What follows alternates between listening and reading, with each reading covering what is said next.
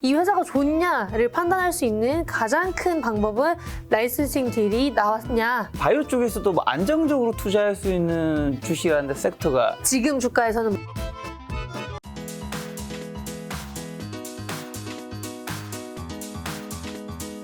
지금 어느 섹터 담당하고 계신 거죠? 제약바이오 담당하고 있습니다. 제약바이오. 제약바이오 이쪽이 사실은 그리 쉬운 분야는 또 아니잖아요. 네. 이쪽을 선택하게 된 뭐 어떤 계기가? 일단 뭐 제가 학부랑 대학원이 전부 다 이제 제약바이오 전공이었기 때문에 뭐 제약바이오 말고는 사실상 뭐 선택지가 없었던 것도 있고요. 그렇죠. 제가 제약바이오 기업들 보다가 이제 주식에도 관심을 갖게 되었고 이제 주위 사람들한테 이제 내가 이 회사 아는데 뭐 좋은 것 같다라는 걸 이제 코로나 시작하면서 많이 알려주다 보니까 이제 관심이 가게 돼서 여기까지 오게 된 게 아닌가 싶습니다. 지금 학부가 학사랑 석사까지 하신 거죠? 네, 맞습니다. 무슨 과 나오셨는지 말씀해 주시면. 네. 저 학부는 유전 생물 전공했고요. 네. 이제 대학원은 의대의 의과학과라고 저 기초 연구 위주로 하는 과가 있거든요. 거기서 이제 신경생리를 위주로 전공했습니다. 이 제약바이오로 어쨌든 관련 학과에서 이제 석사까지 하시고. 맞습니다. 그럼 이제 어떻게 보면 지금은 이제 이베스트 투자증권에서 이제 애널리스트로서 연구원으로서 일을 하고 계신데, 네. 그럼 그 전에 조금 이제 학부 시절에 학사 석사 시절에 주식 투자를 조금 하시긴 했던 거예요? 주식을 하면서 이제 주위 친구들한테 추천을 해주다가 그게 재밌어서 이제 오게 된 거기 때문에 추천했을 때 수익률이 코로나 시작했을 때니까 엄청 좋았죠. 그래서 그 수익률이 괜찮았다. 근데 그게 재밌더라고요. 네. 왜 좋은지 설명해 주는 게. 근데 그게 사실상 애널리스트의 일이잖아요. 그렇죠. 그래서 그게 재밌다고 느껴져서 그게 재밌다고 느껴져서 오늘 이제 김작가 TV에 나와서 시청자분들한테 이게 왜 좋은지 오늘 이제 설명해 주실 강하나 애널리스트님 이제 오늘 시작하도록 하겠습니다. 최근에 그러면 제약 바이오주 좀 시장 점검이랑 좀 하반기 어떻게 보시는지, 저희가 또 바이오만을 가지고 전문적으로 다룬 지 그렇게 많지는 않거든요. 네. 사실 지금 제약바이오 섹터 자체가 안 좋은 지 거의 2년이 돼가고 있거든요. 너무 지지부진했고, 이게 코로나 초반에 코로나로 인한 기대감으로 올라갔던 것들이 뭐 임상 중단, 임상 진전이 좀 안 된다든지 아니면 코로나 관련된 것들을 한다고 했던 기업들이 좀 유의미한 성과를 내지 못해서 그로 인한 불확실성이 커졌고 기대감이 없어지면서 지금 섹터가 안 좋은 것도 있고요. 지금은 사실 올해는 매크로적인 이슈가 좀 큰 것 같습니다. 어떤 매크로야? 그래서 뭐 금리 인상, 금리 인상. 있고 뭐 인플레 이런 거 다 생각을 해봤을 때 좀 안 좋은 상황이잖아요. 왜냐면 성장주의 대표적인 게 이제 제약바이오고 그런 관점으로 봤을 때 조금은 위험한 상황이기는 하지만 한 저번 주부터 제약바이오 섹터가 되게 좋아요. 이제 사람들이 이제 바닥을 다지고 좀 올라가는 모습이다라고 말씀을 하고 계시는데 그 시발점이라고 하면은 네, 시발점. 최근에 좀 임상 결과가 괜찮을 거다라는 보도 자료가 많은 바이오텍에서 나왔거든요. 제약 바이오 회사들 일단 1분기 제약 회사들 실적도 너무 좋았고 그 외에 이제 뭐 바이오텍들도 슬슬 임상 결과 나오는 것들이 몇 개씩 나오고 있습니다. 그러면서 이제 임상 결과가 좋을 거야라는 기대감이 또 형성되면서 저번 주부터 좀 제약 바이오 섹터 자체가 되게 좋거든요. 그래서 제가 지금 보기에는 뭐 다 좋을 거다라고 말씀드리기는 어렵고 아무래도 아까 말씀드린 것처럼 매크로적인 이슈가 있기 때문에 진짜 임상 진전이 보이고 지금 6월에 있을 아스코 암학회에서 좀 유의미한 임상 데이터 발표할 기업이나 아니면 이제 11월에 있을 SITC 학회에서 좀 거기서도 이제 임상 결과 좋을 것 같은 바이오텍들 위주로 보시는 게 좋을 것 같고, 이제 대면으로 진행되고 있거든요. 4월부터. 이제 대면으로 진행되고 있다는 거는 이제 상대적으로 우리보다 큰 바이오텍이나 파마들이랑 교류할 일이 많아진다는 것이고, 그렇게 되면 그게 또 라이선싱 딜이라든지 아니면 차후 미팅으로 또 이어지게 되잖아요. 그래서 그게 결국에는 이제 우리나라에서는 지금 가장 최선책이기 때문에 그런 것들을 다 고려해봤을 때 지금 이번 달부터 조금씩 종목별로는 좀 투자하시는 게 좋지 않나, 좀 그나마 긍정적으로 보이고, 아무래도 오래 눌려 있었고 매크로적인 이슈로 다 안 좋을 때 바이오는 너무 오랫동안 안 좋았어서 상대적으로 하락폭이 또 적어요. 그래서 오히려 지금 보셔도 오히려 덜 하락하는 모습을 보실 수 있는 그래도 어떤 상황입니다. 전문가분들 그런 얘기 하시더라고요. 바이오 제약 쪽이 오랫동안 쉬었기 때문에 이쪽으로 지금 뭐 이제 그 전에 많이 떴던 뭐 다른 2차 전지, 인터넷이든 그쪽으로 가기는 좀 어려울 수 있다 이런 얘기 해주시던데 결국 이제 중요한 건 임상 결과가 좀 좋게 나오는 6월과 11월에 그런 것들에 관련된 이제 섹터나 종목을 좀 봐야 한다는 얘기해 주셨는데 방금 1분기 실적 얘기해 주셨잖아요. 네네. 1분기 실적이 좀 전체적으로 어떻는지랑 그 다음에 그중에서 좀 눈여겨볼 만한 괜찮았던 데는 어디예요? 일단 1분기에 제약사들이 전체적으로 다 괜찮았어요. 근데 이제 제약사라 하면은 이제 의약품을 판매하고 이제 만드는 회사들을 말하는 거죠. 근데 제약사 중에서도 영업력이 좋은 회사들이 1분기에 다 괜찮았거든요. 아무래도 가장 큰 이유로 코로나 때 병의원을 이제 많이들 안 가셨잖아요. 그렇죠. 코로나 걸리기도 무섭고 이제 나가기도 어렵고 다양한 이유 때문에 병의원 방문율이 급감했고 폐업한 로컬 의원들이 엄청 많거든요. 아, 폐업한 데가 많았어요? 네, 뭐 소아청소년과나 내과, 이비인후과 이런 곳들은 사람이 너무 없어서 폐업한 곳들이 꽤 많습니다. 그래서 그런 걸 이제 고려해 보셨을 때 그 시기를 다 지났고 작년 말부터는 의약품 소매 판매 추이도 계속 올라왔고 이제 1분기부터는 리오프닝이 시작되면서 병의원 방문율도 증가하면서 의약품 매출도 같이 올랐고 전문의약품 매출이 엄청 많이 올랐는데 리오프닝도 있지만 거기에 이제 코로나 확진자가 많아지면서 재택 치료를 하게 만들었잖아요, 정부에서. 그렇게 되니까 전문의약품을 다 처방받는 거예요. 코로나든 감기든 어떤 게 걸리든 집에서 다 처방을 받게 되니까 1분기에 다 좋았고 이제 대표적인 게 뭐 호흡기계 매출 영업력 1위인 대원제약 있고요. 콜대원, 대원제약 있고요.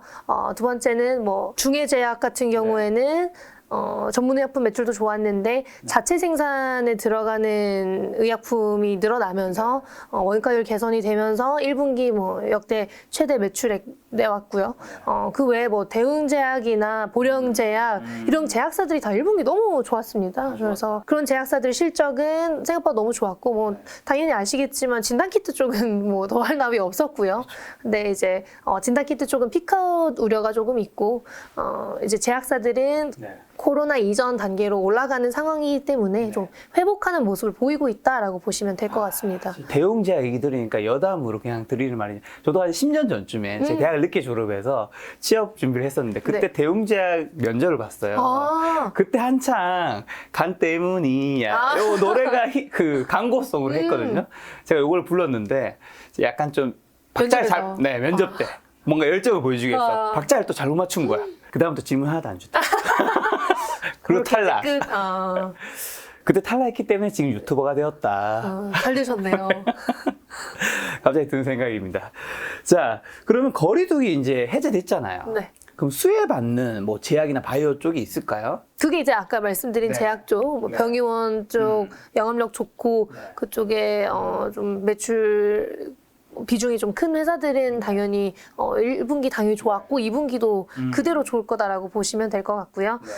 그 외에 이제 뭐 미용기기나 의료기기도 말씀을 많이 하세요. 그렇죠, 그렇죠. 요즘 많이 마스크를 말하죠. 벗으니까 피부과도 많이 가고 성형외과도 많이 가겠다라는 것도 있고 거기에 뭐 수액제 회사들도 말씀을 많이 하시는데 영업 시간이 늘어나면서 술자리 같은 것도 1차에서 끝나던 게 지금 2차, 3차, 4차까지 가고 있고 그렇게 되면 이제 수액제를 맞출 확률이 높아지는 게 실제로 지표로 이제 그 힘드니까 회사들을 또 갖고 있더라고요. 그래서 그게 어느 정도 커플링이 되어 있는 거를 이제 각 제약사들이 확인을 했고 그런 관점으로 봤을 때 수액제도 조금 있는 거. 뭐 거기 이제 뭐 아시겠지만 병상이나 수술 뭐 입원 같은 것도 좀 많이 늘어나고 있습니다. 그래서 그런 관점으로 리오프닝으로 보셔도 될 것 같고요. 그 외에 바이오텍 같은 경우도 사실은 임상이 진전이 되려면 연구소에 가야 되고 많은 사람들을 만나면서 아니면 상대적으로 큰 바이오텍이나 파마들을 만나면서 학회에서 좀 데이터 업데이트를 해주고 데이터를 업데이트 해준다면 그 차후 미팅이 있을 거잖아요. 이제 그런 것들이 다 대면으로 진행이 돼야 좋은 딜이 나오기 때문에 그런 거를 이제 고려해 보셨을 때 그것도 다 리오프닝이다라고 보시면 될 것 같습니다. 지금 방금 전에 수액제 얘기해 주셨는데 이거 뭐 추천이 아니라 많은 분들이 또 모를 수 있으니까 수액제를 만들고 있는 회사는 어디가 있죠? 이제 대표적으로 영양수액제 MS 1위인 거는 이제 중해제약, JW 중해제약이 있고요. 2위는 뭐 HK 이노엔 생각하시면 될 것 같습니다. 거리두기 해제되면서 우리가 사실 코로나 때 그 원격 의료가 이제 앞으로 발전할 수도 있다 이런 얘기도 네네. 있었잖아요. 사실 또 이 병균이라는 게 앞으로도 또 지금도 뭐 원숭이 나는 원숭이 뭐 쫓아. 등등으로 계속 나올 텐데 네. 이 원격 의료가 발전할 가능성과 그로 인해서 수혜받을 수 있는 뭐 기업이라든가 이런 쪽은 없나요 혹시?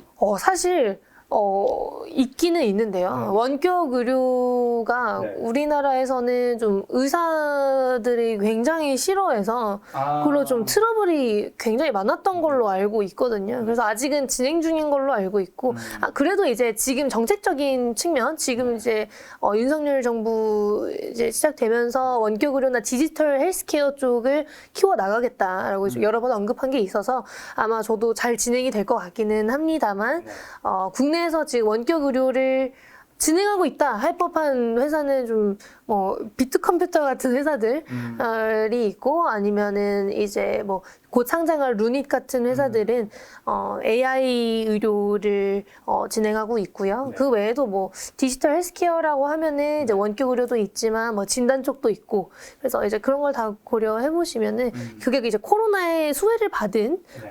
섹터인 것도 맞잖아요. 그래서 그런 거를 이제 보시면 코로나 이후에 당연히 커질 수밖에 없는 게 뭐 일본이나 미국이 개인 정보에 굉장히 예민한 선진국이다 보니까 원격 의료가 안 될 거다 아니면 선호하지 않을 거다라는 말들이 많았는데 다 되고 있어요. 다 되고 있고 선호도 굉장히 높아졌습니다. 코로나로 인해서. 결과적으로 국내에도 결국에는 할 수밖에 없지 않게 될까라고는 보고 있습니다. 할 수밖에 없지만 지금 당장 뭔가 그걸 고려해서 투자하기에는 좀 애매한 것들이 많은 것 같네요. 네, 디지털 헬스케어는 괜찮은데 원격 의료만 딱 봤을 때는 아직은 조금 기다려야 된다고 보고 있습니다. 자, 그러면 아까 전에 6월, 11월 이제 뭐 임상 이런 거 보아야 된다고 해주셨는데 올해 하반기에 좀 제약바이오 뭐 아까 말씀해주지 않은 유망한 곳이랑 또 안 좋게 보는 것도 좀 있으실 것 같은데. 안 좋게 보는 기업이요? 안 좋게 보는 기업 말고 이제 분야.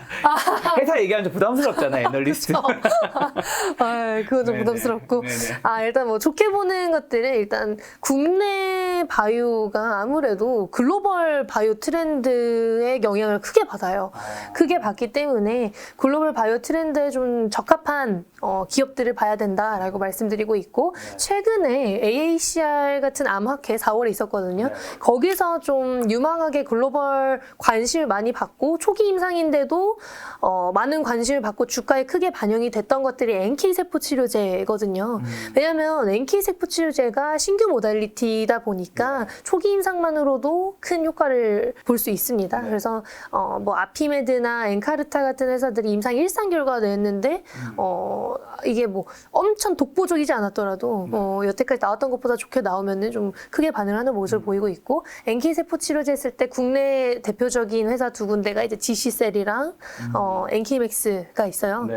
그래서 NK맥스 같은 경우에는 6월에 육종암 환자 15명을 대상으로 데이터가 오픈되거든요. 그거를 이제 기대하시는 분들이 굉장히 많습니다. 그래서 아무래도 이게 고형암에서 완전간의 사례가 나온 적이 많이 없어요. 면역세포, 뭐 카티나 NK세포 치료제, 뭐 카NK 다 고형암에서는 완전간의 사례가 나온 적이 많이 없기 때문에 그런 것들을 봤을 때 NK맥스를 보시면 좋을 것 같고 데이터도 굉장히 좋을 거라고 예상되고 그 후에 또 다른 걸 뭘 봐야 되냐라고 했을 때 GC셀이 뭐 룩시자 랩셀이랑 셀이 합병하면서 나온 합작법인이잖아요. GC셀 같은 경우도 회사가 너무 좋고 머크랑도 딜을 한 이력이 있어서 유효성이 어느 정도 확보된 상태긴 하지만 임상 진전이 조금 밀리면서 이게 임상 진전이 밀리면은 많은 분들이 좀 불확실하다라고 느끼시는 것 같아요. 그리고 또 GC셀을 약간 지금 무서워하시는 가장 큰 이유 중 하나는 미국 자회사라고 볼 수 있는 아티바가 상장이 조금 밀렸습니다. 그래서 그 부분에 있어서 아티바가 상장 언제 돼요? 그리고 상장이 돼야 좀 보고 싶다라고 하시는 분들도 많은데 어쨌든 GC셀이 이제 국내에서는 NK세포 치료제 선두 중 하나이고 여태까지 나온 데이터는 괜찮았기 때문에 그것도 그냥 계속 업데이트해서 보시면 좋을 것 같고 그 두 가지 이외에 1월 달에 ABL 바이오가 파킨슨 치료제 라이센스 아웃하면서 되게 관심 많이 받았어요. 받았잖아요.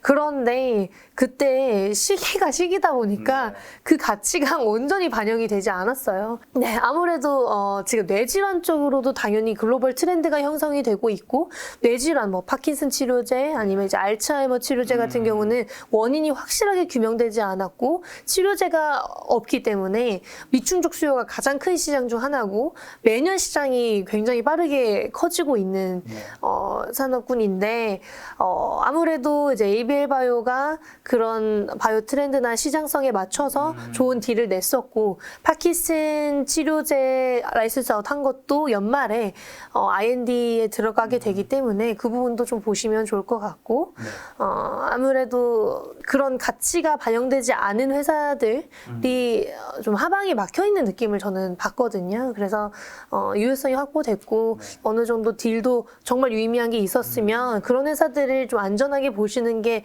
베스트이고, 글로벌 트렌드랑 부합한다면 당연히 더 좋고요. 그 외에 지금 트렌드로 또 많이들 말씀하시는 게 원숭이 두 짱도 말씀하세요. 그러니까 당연히 최근에 그게 뭐 15개국에서 일어났다면서요? 네, 근데 뭐 지금 뭐 코로나처럼 아직 그 정도로 커진 건 아니기 때문에 좀 지켜봐야 될 것 같기는 하고, 국내에서 사실 관련주 하면서 최근에 반응이 오긴 했었으나 아직은 좀. 혹시 국내에서는 어떤 주식이 관련된 거예요? 근데 이게 관련됐다고 말을 해도 네. 관련된지는 정확히 잘 몰라요.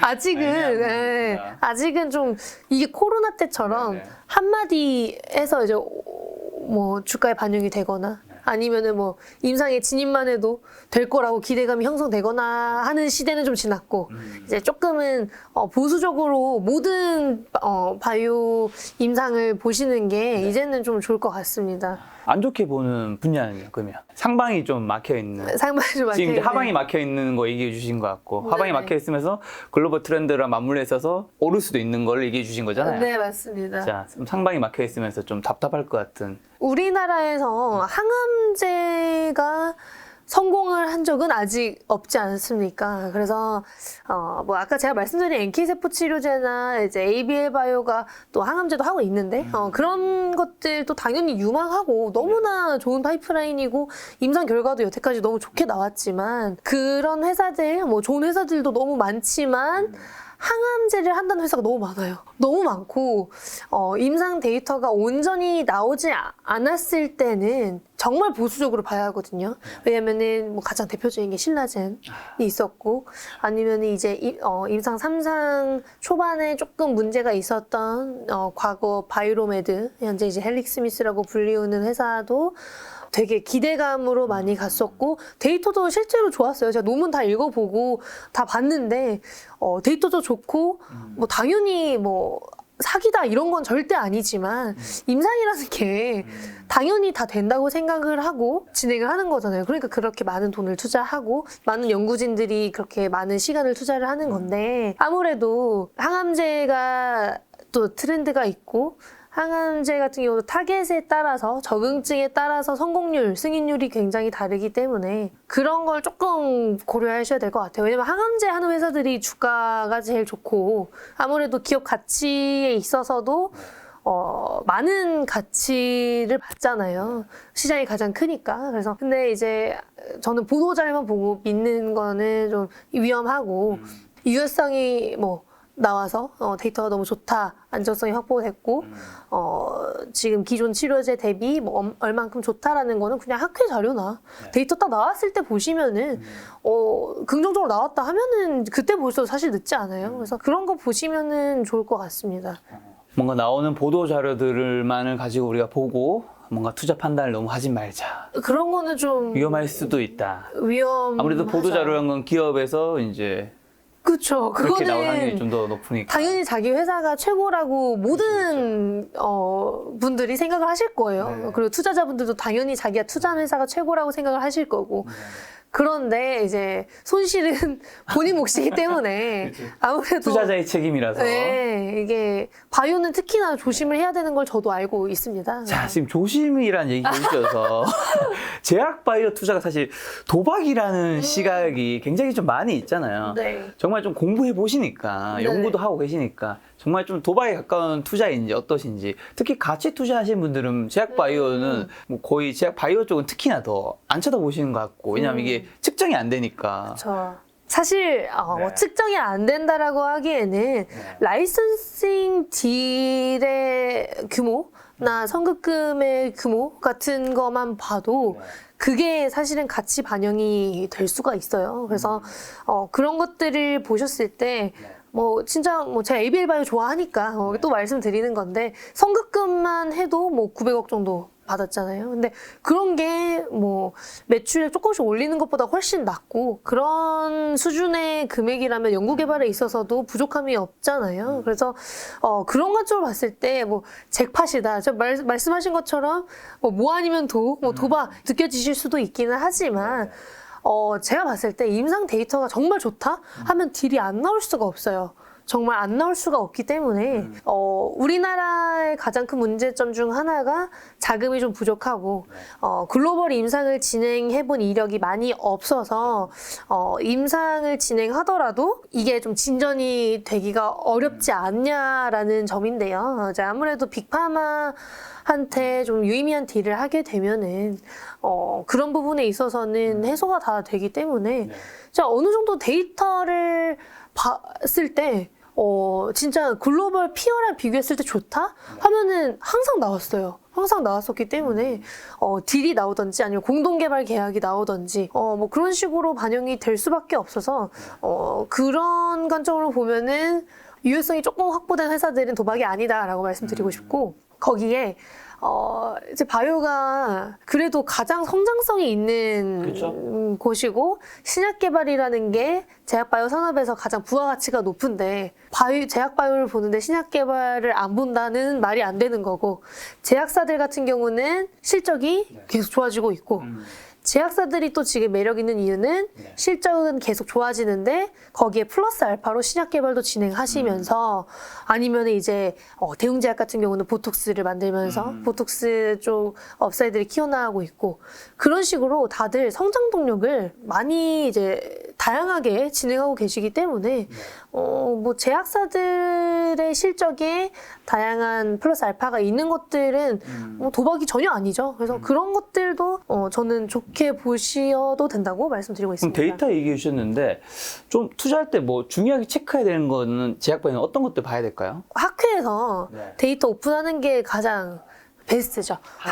학회에서 포스터 아니면 이제 보도 자료로 좀 정리하신 것들 다 나오니까 그런 거 보셨을 때 이제 5월날 이런 객관적 반응률이 뭐 얼마나 효능이 좋냐라는 건데, 5월날 같은 경우도 기존 치료법이나 이제 글로벌 피어들 같은 비슷한 파이프라인 진행하고 있는 글로벌 피어들 대비 좋으면은 그건 어느 정도 유의미하다라고 보시면 될 것 같고, 거기에 이제 맞는 분들이 완전관해라는 단어에 꽂혀 계세요. 그래서 완전관해라 하면은 그 완치라고 생각하시면 됩니다. 그래서 암이 많이 사라져서 거의 완치 수준에 가깝다. 근데 완전관해가 돼도 재발이 될 수 있다는 점도 항상 아셔야 되고, 그래서 이제 뭐 완전관해 사례가 나오게 되면은 되게 반영을 많이 해요. 기업 가치에 반영을 많이 하고 그 파이프라인의 가치가 굉장히 높게 평가됩니다. 그래서 그런 것들을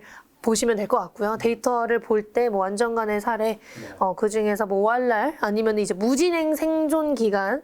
그게 뭐예요? 그러니까 암이 진행되지 않고 생존하는 기간 자체. 무진행 생존 기간? 네. 생존 기간이 중요하잖아요. 왜냐면 암이 사실 진짜 치료제가 없는 암종들은 거의 사망 선고를 받는 거랑 비슷한 느낌이잖아요. 그래서 무진행 생존 기간이 굉장히 중요하고, 그런 숫자들만 보셔도 어느 정도 좋다고 볼 수가 있고요. 그런 게 아니라 이제 뭐 뇌질환 같은 경우에는 뇌 투과율이 어느 정도냐, 뇌장벽 투과율이 몇 %고 아니면은 뇌 발현도 같은 걸 봤을 때 어느 정도냐, 특히 원숭이 데이터에서 어느 정도로 잘 나왔냐가 제일 중요하고요. 그런 거 외에 NK세포 치료제 같은 경우도 이게 NK세포가 어느 정도 투여가 됐으며 그게 언제 효능이 나타났고 언제 암이 다 사멸이 됐고 작년에 나왔던 데이터 대비 얼마나 좋아졌냐. 왜냐면 지속적으로 투여를 받았던 환자들이라면 좋아져야 이게 좋은 약이라는 거잖아요. 그래서 그런 것들만 보셔도 사실 어느 정도 감이 잡히기는 하거든요. 근데 이게 암종별로, 적응증별로, 아니면 이제 기술별로 너무 다 달라요. 그래서 그런 것들을 아예 공부를 안 하고 보시기는 어려울 것 같고, 그 외에 또 최근에 트렌드로 각광받고 있는 RNA 쪽, 이제 코로나에 가장 큰 수혜를 받은 게 이제 RNA 기술이라고 할 수 있는데, 뭐 mRNA 같은 경우는 이 회사가 mRNA 플랫폼을 정확히 갖고 있는지, mRNA 플랫폼 같은 경우는 캐핑 기술도 있어야 되고 LNP라고 mRNA를 싸서 보내는 그런 전달 체계도 있어야 되고 그런 것들을 갖고 있는 회사인지 아니면은 뭐 이제 mRNA가 아니라 RNAi라는 RNA 인터페런스, RNA 간섭이라는 기술이 있는데 그런 경우에도 이제 갈락이라는 물질이 그 플랫폼에 있는지 그런 또 기준들이 다 있어요. 기준이 다 있기 때문에 그 플랫폼이 이제 어느 정도 유효성이 있고 플랫폼에서 필요한 팩터들이 다 있는지 또 되게 중요하고요. 뭐 사실 가장 이 회사가 좋냐를 판단할 수 있는 가장 큰 방법은 라이선싱 딜이 나왔냐, 그리고 라이선싱 딜이 어느 규모로 누구랑 했냐, 거기에 학회에서 어느 정도로 좋은 데이터를 냈냐, 그리고 또 논문을 냈을 때 어디에 냈냐. 왜냐하면 진짜 좋은 약이나 진짜 좋은 데이터는 이상한 논문에 절대 안 냅니다. 제일 좋은 데 가겠죠, 그냥. 절대 안 내고 뭐 SK바이오팜 세노바메이트 같은 경우에도 뭐 진짜 글로벌 탑티어 논문들에 다 나왔거든요. 그러니까 이게 자기가 못 내는 거예요. 내가 이거를 이렇게 고생해서 만들었는데. 그렇죠. 네. 이상한데 낼 이유가 없지. 그런데 이제 국내 바이오텍들 중에서 논문에 냈다, 이거 엄청 유의미하다라고 하시는 분들이 꽤 많아요. 근데 그럼 또 믿죠. 그저 논문이라는 말에 우리가 믿으면 안 된다. 네, 그저 논문이고 이게 뭐 글로벌 학술지다 하고 믿으면 되는 게 아니라 이제 논문도 다 수준이 있잖아요. 그래서 임팩트 팩터가 이제 클수록 좋은 논문인데 임팩트 팩터가 어느 정도인 논문이냐, 뭐 네이처지 같은 그런 탑티어 논문이냐, 아니면은 뭐 듣도 보도 못한 임팩트 팩터 1점짜리, 뭐 2점짜리 논문이냐. 근데 되게 많아요. 그런 것도. 그래서 그런 것만 보셔도 이게 어느 정도로 글로벌리 관심을 받는 논문인지, 데이터인지도 알 수 있습니다. 그리고 말씀 들어보니까 이 제약 바이오의 핵심은 약이든 치료제든 이게 얼마나 효과가 있느냐인데, 뭐 이게 전 세계 모든 사람들한테 실험한 게 아니기 때문에 맞아요. 이 효과가 얼마나 대중성이 있을 수 있고 얼마나 이 데이터가 신뢰성이 있느냐를 보여줄 수 있는 거가 되게 중요한 거고, 그건 약마다 뭐 병마다 다 조금씩 다를 테니까. 너무 다르고, 네, 그리고 또 그건 이제- 트렌드에 부합하느냐가 딜 여부에 되게 또 큰 역할을 하더라고요. 그렇죠. 왜냐면 빅파마들이 나 이거에 관심 있어 했는데 내가 이걸 잘하고 있다? 그렇죠. 하면 그러면 당연히 더 될 가능성이 높아지는 거죠. 빅파마한테 관심이 좀 없는 쪽이면 약간 좀 애매한 거고. 애매하고, 그래도 또 이제 우리나라가 약간 더 선두인 곳들도 있어요. 이게 우리나라 뭘 잘하죠? 이제 우리나라가 더 잘한다라고 했을 때 뭐 바이오시밀러? 바이오시밀러. 지금 삼성바이오로직스가 있으니까요. 네네. 왜 이렇게 웃으세요? 그거 잘하면 좋은 거 아니에요? 좋긴 하지만 이제 바이오시밀러가 아예 신약은 아니니까 그렇죠. 조금 아쉽다. 아쉽죠. 이제 바이오시밀러 잘하고 이제 다음 신약으로 가면 되죠. 그렇죠. 그러니까 이제 삼성바이오로직스가 삼성바이오에피스 지분 다 인수하면서 신약 개발도 좀 해보겠다라고 말씀을 좀 하시거든요. 그래서 그런 것들도 조금 기대해 보시면 좋을 것 같고, 그 외에 좀 잘하는 게 당연히 뇌질환 쪽으로 최근에 조금 관심을 받고 있다는 거.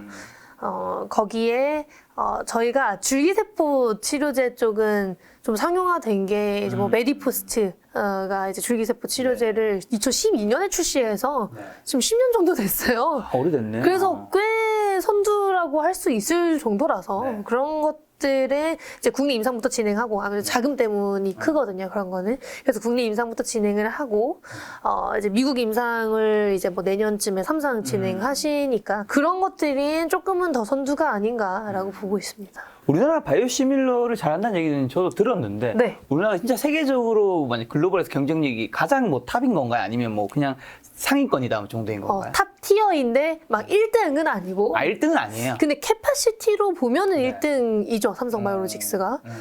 엄청 증설 많이 하잖아요, 그쵸. 삼성바이오로직스. 최근에 뭐 부지맵도 많이 하고, 그리고 이제 바이오시밀러뿐만이 아니라, 지금 뭐 멀티모달 방식으로 해서, 유전자 치료제, 세포 치료제 쪽도 이제 CMO, CDMO 하는 게, 결국에는 그런 유전자 치료제나 세포 치료제 시장이 성장성이 가장 높은 시장 중 하나이고, 그 성장성을 따라가려면 CMO, CDMO도 당연히 따라가야 하니 뭐 그냥 선제적으로 투자했다라고 보시면 될 것 같습니다. 그럼 반대로 조금 바이오주 투자할 때 조심하거나 피해야 하는 주식은 어딜까요? 회사 아니 회사 말고 어떤 것들 이제 데이터라든가 뭐 가끔 좋다라고 말만 하고 네. 데이터를 오픈 안 하는 회사들이 있어요. 풀 데이터를 절대 안 보여주는 회사들이 있거든요. 네네. 진짜 체리 피킹 식으로 해서 네. 좋은 거 몇 개만 보여주는 회사들이 있는데 그런 것들은 절대 보시면 안 되고 좋으면 안 보여줄 이유가 없는 거 아니에요? 절대 없죠. 절대 없고 다 보여주겠지. 더 보여주고 싶죠. 그리고 피밸류, 네네. 유효성을 나타내는 피밸류가 가끔 안 나오는 회사들이 있습니다. 네.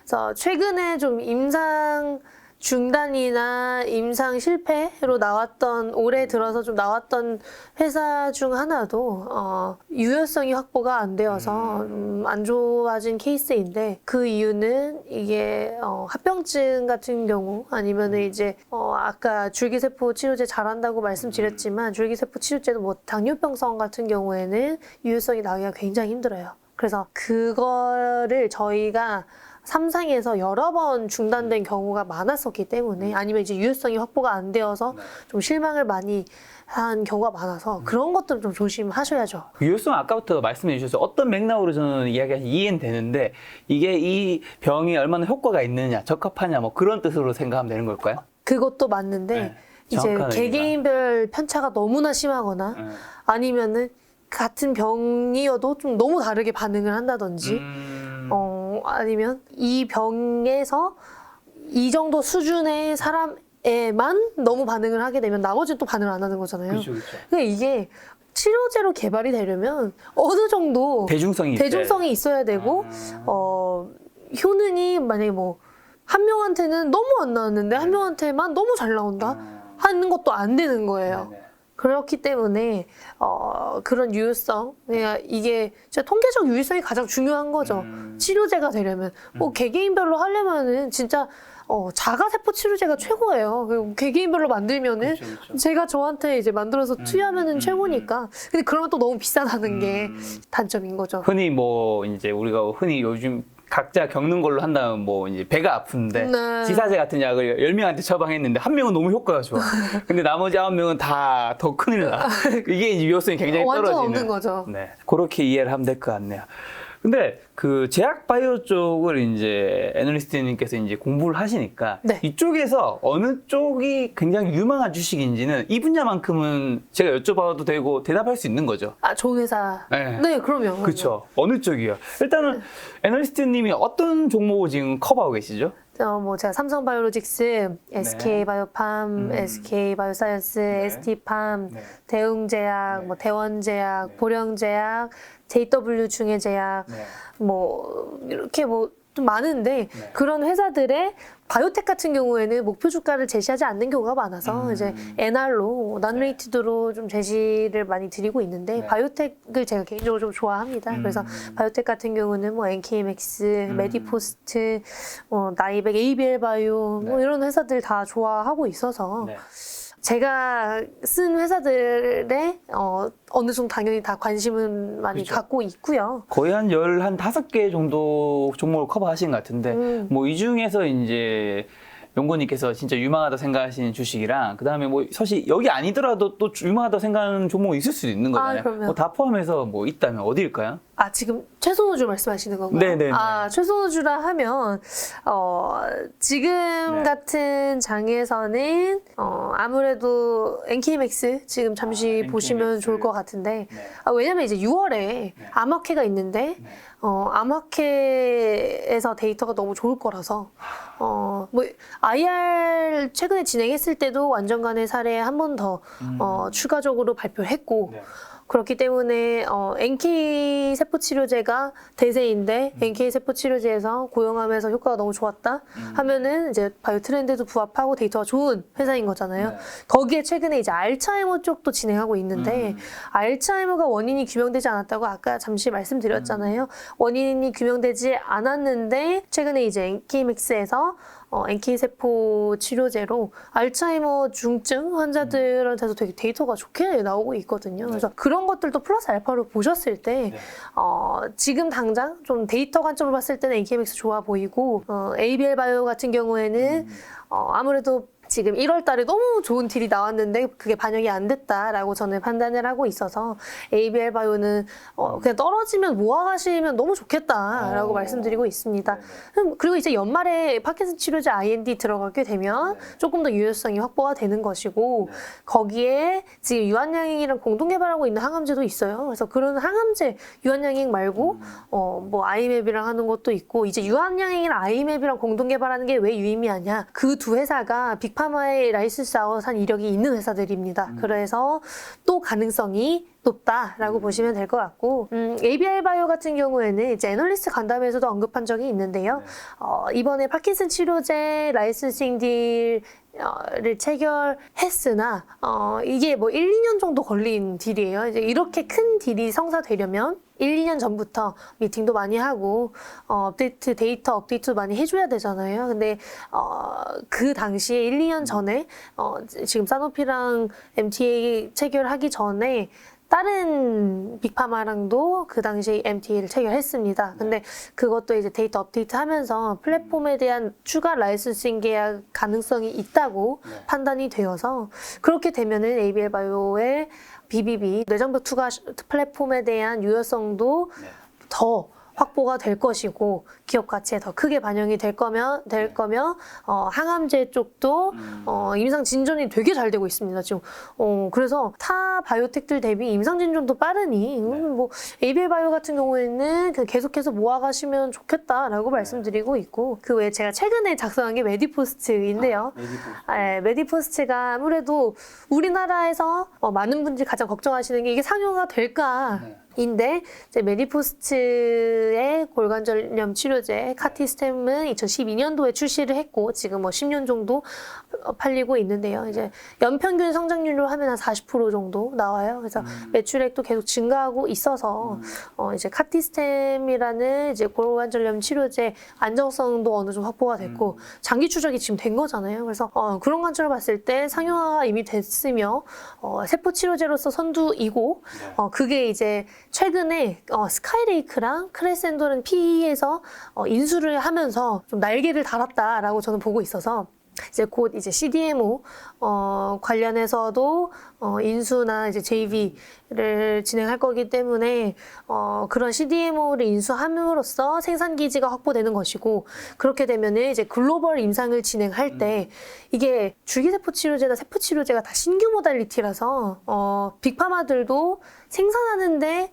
조금 리스크가 있다고 판단을 해요. 그런데 그런 리스크가 없어지면서 라이센싱 딜에서도 업사이드가 보이게 되는 것이고 거기에 미국 임상이나 지금 일본 임상도 진행 중인데 그것들에 좀 박차를 가할 수 있다는 점이 저는 좀 괜찮다. 그리고 P들이 투자했을 당시에 PSR 이게 아무래도 세포치료제는 PSR로 보는 게 맞다고 보는데 PSR로 봤을 때도 시가총액이 아직 거기까지 올라오지 않아서 지금은 뭐 싸다라고 보고 있어서 최근에 작성한 거고요. 그 외에 뭐 아까 목표 주가 제시한 것 중에 좋아하는 거 뭐 당연히 삼성바이오로직스 너무 좋아하고 이제 실적 1분기 실적으로 봤을 때는 뭐 JW 중에 제가 굉장히 좋게 보고 있습니다. 근데 목표 주가를 제시한 종목이 있고 리포트를 보면 NR 종목이 있잖아요. NR 종목이 이제 목표 주가 제시 안 한 거잖아요. 네, 맞습니다. 왜 안 하는 거예요? 일단 바이오텍 같은 경우에는 가치를 매기게 되면 캡이 생긴다라고 하시는 분들도 있고 그게 아니라면 이게 정말 유의미한 라이센싱 딜이 여러 건이 진행되지 않는 이상 기업 가치를 평가하는 데 있어서 조금은 무리가 있다라고 보시는 분들이 있어요. 그래서 그런 경우가 많고 왜냐면 적자잖아요. 이게 제가 목표 주가 제시한 종목들은 대부분 다 영업이익이나 매출액이 잘 나오는 종목들이고 그렇기 때문에 성장성이나 그런 밸류에이션 하는 데 있어서 네. 훨씬 수월합니다. 아무래도 훨씬 수월하기 때문에 목표 주가를 제시하기 좋은 거고, NR 종목은 이제 기대감으로 먹고 사는 바이오텍인 경우가 크기 때문에 좀 좋다고 보더라도 뭔가 명확하게 목표 주가를 얘기하기는 좀 어려운 부분들이 있는 거군요. 근데 이제는 조금씩 하려고 이제 하고 있습니다. 아무래도 딜이 많이 나왔거나 할 수가 있죠. 당연히 임상에도 성공률이 있고 시장이 어느 정도 형성되어 있으면 시장에 따라서 이게 밸류에이션 하기는 수월해요. 그렇지만 그렇게 하려면 좀 오래 지켜봐야 된다고 저는 판단을 해서 아마 뭐 하반기부터는 뭐 하나 두 개 정도는 목표 주가도 이제 바이오텍도 제시를 할 수 있게 되지 않을까. 이 보고 있습니다. 바이오주 쪽이 사실 좀 변동성이 좀 큰 편이잖아요. 네. 좀 이제 어떻게 개인 투자자분들은 사실 이 변동성을 견디기가 쉽지 않을 텐데 조금 바이오 쪽에서도 뭐 안정적으로 투자할 수 있는 주식이라는 섹터가 안에서 분야가 있는지 아니면 안정적으로 투자하실 거면 바이오 보지 말라고 해야 되는 건지. 안정적으로 하실 거면 네. 지금 주가에서는 뭐 삼성바이오로직스, SK바이오팜 네네. 그리고 이제 제약사들은 네. 안정적이죠. 제약사들이 코로나 때 바이오랑 같이 묶이면서 좀 많이 떨어졌었거든요. 그래서 제약사들 1분기 실적 너무 좋고 2분기에도 당연히 좋을 거라서 연간으로 굉장히 좋을 거예요. 그래서 1분기가 대부분 제약사들의 비수기라는 판단이면 연간으로 좋을 거기 때문에 제약사들은 안전해요. 가치주라고 보셔도 무방하고 이제 삼성바이오로직스나 SK바이오팜 같이 이제 대기업을 등에 업고 계속해서 매출액이나 그런 상용화가 가능하거나 상용화가 이미 된 파이프라인을 갖고 있다면 그런 것들은 좀 위험하지 않다라고 보고 있습니다. 근데 한국 같은 경우는 사실 신약 개발이 그렇게 된 사례가 그렇게 많지는 않잖아요. 거의 없습니다. 이제 글로벌로 뭐 미국이라든지 이런 데 가면 신약 개발하는 이제 글로벌 진짜 제약 바이오 기업이 많을 텐데 네. 그럼 이쯤에서 뭐 한국에 있는 제약 바이오, 미국에 있는 제약 바이오 어디에 좀 투자하는 게 뭔가 미국 쪽이 좀 더 뭔가 안전해 보이는 느낌도 사실 좀 들긴 하는데. 저라면 아무래도 미국이랑 한국을 같이 하는 게 좋지 않나. 이게 또 해칭이 약간 될 때가 있더라고요. 이게 만약에 이제 바이오 트렌드가 어느 정도 나왔고 그 바이오 트렌드에서 틀을 잡아서 미국 쪽 선두를 하나 이제 투자하고 한국에서 좀 성장성이 보이는 비슷한 트렌드를 하고 있는 회사 를 같이 투자하는 것도 저는 나쁘지 않다고 보고 있어서 그래서 최근에 RNA 관련된 자료 썼을 때도 같이 있었어요. 엘나일람이라는 RNAi 를 중점으로 하는 바이오텍을 썼는데 거기도 적자이긴 해요. 적자이긴 하지만 매년 상용화가 되고 있고 뭐 성장률도 굉장히 높기 때문에 그 회사랑 이제 우리나라 같은 경우는 뭐 ST팜, 올릭스 제가 다 작성한 적이 있습니다. 그래서 같은 관점으로 보지만 이제 미국이 조금 더 안전하니 그런 큰 기업들이랑 같이 투자해도 좋고 이제 미국 같은 경우 작은 기업들은 또 똑같이 위험하거든요. 그래서 그런 것들은 뭐 그냥 한국이랑 비슷하다라고 판단하시면 될 것 같습니다. 투자 비중은 뭐 5대5 정도인가요? 아니면 뭐 어떻게 어디? 저라면 아무래도 저희가 정보를 접하기도 더 수월하고 데이터 업데이트나 아니면은 이제 그 회사의 차후 성장 동력에 있어서 더 이해하기가 쉬운 국내 쪽이 그래도 아무래도 더 좋지 않나. 그리고 글로벌 대비 국내가 성장성은 더 크잖아요. 뭐 미국이나 다른 나라들 선진국인 경우가 많은데 우리나라는 이제 좀 성장을 많이 한 상황이고 거기에 있어서 좀 유효성을 확보하고 있는 중이기 때문에 지금 거품이 좀 많이 빠져서 이제는 좀 같이 보시는 게 좋지 않나라고 보고 있습니다. 자, 일부 영상의 마지막 질문만 드리면 이제 주변에도 이제 제약바이오 투자하신 분들 많이 보셨을 거잖아요. 뭐 주변 지인도 있을 수 있고 아니면 개인 투자자분도 있을 수 있을 텐데 야 진짜 다들 안타깝게도 이런 실수를 좀 하고 있더라. 그래서 이런 것만큼은 하지 않으셨으면 좋겠다라는 뭔가 조언을 한마디 주신다면. 제가 항상 거기 사지 마세요 하셔도 꼭 사시는 분들이 계세요. 왜 거기 살까요? 그래도 되겠지. 회장이 그렇게까지 얘기했는데 되겠지. 맞아. 아니면은 걔네가 자사주 매입을 괜히 하겠냐. 아니면은 그래도 3상까지 했는데 아니면 뭐 그래도 이상 결과가 너무 좋았다. 이런 경우가 되게 많거든요.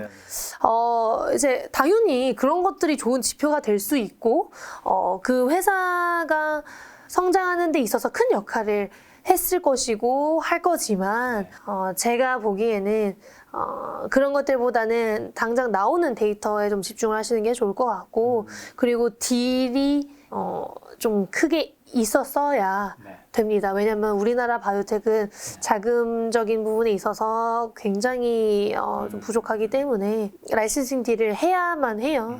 하지 않으면은 후기 임상에 있어서 너무 힘들어지거든요. 아니면 이런 식으로 메디포스트처럼 인수나 투자를 받던지 그런 식으로 진행을 해야 글로벌 임상이 가능하기 때문에 유효성이 확보가 됐는지를 이제 무조건 확인을 하시고 유효성이 확보가 안 됐을 때도 투자하시는 분들 되게 많아요. 유효성이 확보가 안 됐다, P-밸류가 나오지 않았으나 좋은 효과를 보였다. 라는 보도자료가 나와도 투자를 하시더라고요. 그래서 그런 것들은 좀 염두에 두시고 조심스럽게 보시는 게 좋을 것 같고 거기에 이제 물질에 있어서 이게 만약에 항암제에 쓰이는 물질이다 하면 이 물질이 만약에 빅파마들이 이 물질로 파이프라인이나 임상을 진행한 적이 있는데 실패를 많이 한 이력이 있거나 임상 중단 아니면 부작용 이슈가 있었던 이력이 있었다 하면은 조심하셔야죠. 왜냐면 같은 물질인데 빅파마도 못했는데 우리가 한다? 그들은 독성이 나왔는데 우리가 독성이 안 나온다는 저는 그냥 상식적으로 조금 힘들지 않나 라고 보고 있기 때문에 저는 그냥 개인적으로 과거에 좀 실패 이력이 많은 물질을 갖고 있는 회사들이나 그런 파이프라인, 그런 적응증도 마찬가지입니다. 뭐 합병증이나 그런 것들은 조심하시는 게 당연히 하이리스크 하이리턴일 수 있어요. 그렇지만 하이리스크 노리턴일 경우가 훨씬 많기 때문에 그것도 하이리스크를 실제로 나중에 부메랑을 겪었을 때는 또 이제 그렇게 생각 안 하시더라고요. 근데 바이오 쪽에 생각해보면 다른 섹터랑 대비해서 유독 맹목적인 신뢰라든가 좀 희망 같은 게 조금 더 센 것 같아요. 맞습니다. 바이오 쪽이 왜 그럴까요?